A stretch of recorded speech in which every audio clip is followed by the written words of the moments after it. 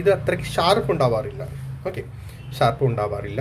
So അത് ശ്രദ്ധിക്കണം. So may be കുറച്ച് ബൗൺസ് വരാനുള്ള ചാൻസസ് ഇവിടുന്ന് ഉണ്ടാകും. അപ്പോൾ താഴേന്ന് ഇവിടുന്ന് വന്നിട്ട് മുകളിലേക്ക് പോകുമോ ഓർ ഡയറക്റ്റ് ഇവിടുന്ന് മുകളിലേക്ക് പോകുമോ, അതാണ് നമുക്കിനി നോക്കാനുള്ളത്.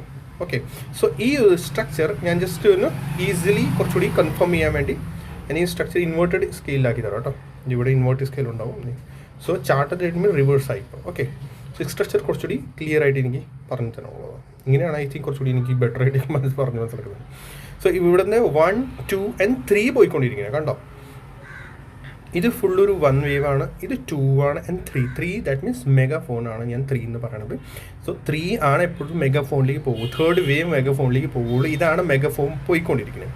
സോ ഇതിന് ഞാൻ സ്ട്രക്ചറിൽ ഇത് ആ റേലി സ്റ്റാർട്ട് ഈ ഒരു ഫോൾ സ്റ്റാർട്ട് ആയത് ഫോളിൻ്റെ കാര്യമാണ് മനസ്സിലായി. ഞാൻ ചാർട്ടാണ് ഇൻവേർട്ട് ചെയ്തേക്കുന്നത്. ഓക്കെ, സോ ഇങ്ങനെ ഇവിടുന്ന് 1, 2, 3